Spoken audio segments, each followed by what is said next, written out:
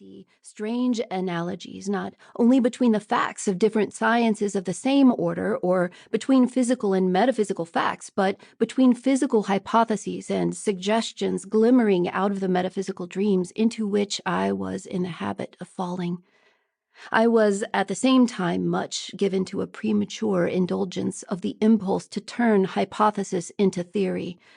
Of my mental peculiarities, there is no occasion to say more.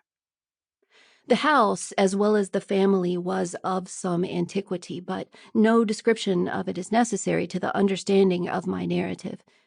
It contained a fine library, whose growth began before the invention of printing and had continued to my own time, greatly influenced, of course, by changes of taste and pursuit. Nothing surely can more impress upon a man the transitory nature of possession than his succeeding to an ancient property. Like a moving panorama, mine has passed down from before many eyes and is now slowly flitting from before my own. The library, although duly considered in many alterations of the house and additions to it, had nevertheless, like an encroaching state, absorbed one room after another until it occupied the greater part of the ground floor. Its chief room was large, and the walls of it were covered with books almost to the ceiling. The rooms into which it overflowed were of various sizes and shapes, and communicated in modes as various, by doors, by open arches, by short passages, by steps up and steps down. In the great room I mainly spent my time reading books of science, old as well as new, for the history of the human mind in relation to supposed knowledge was what most of all interested me. Ptolemy, Dante, the two Bacons, and Boyle were even more to me than Darwin or Maxwell, as so much nearer the vanished Vane breaking into the dark of ignorance. In the evening of a gloomy day of August, I was sitting in my usual place, my back to one of the windows, reading. It had rained the greater part of the morning and afternoon, but just as the sun was setting, the clouds parted in front of him, and he shone into the room. I rose and looked out of the window. In the center of the great lawn, the feathering top of the fountain column was filled with his red glory. I turned to resume my seat when my eye was caught by the same glory on the one picture in the room, a portrait in a sort of niche or little shrine sunk for it in the expanse of book-filled shelves.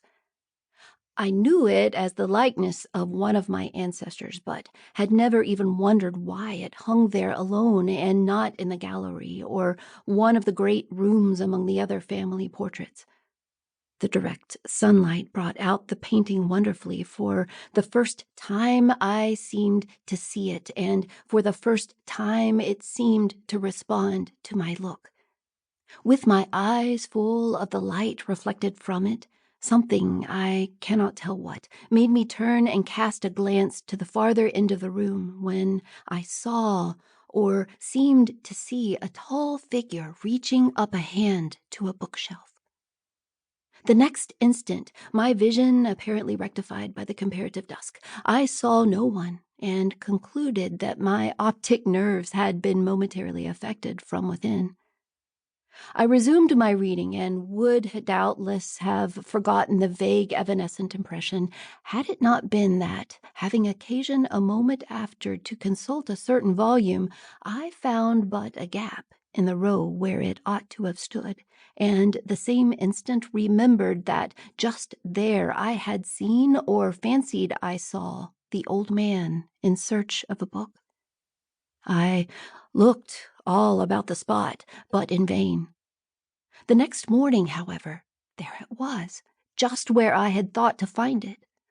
I knew of no one in the house likely to be interested in such a book.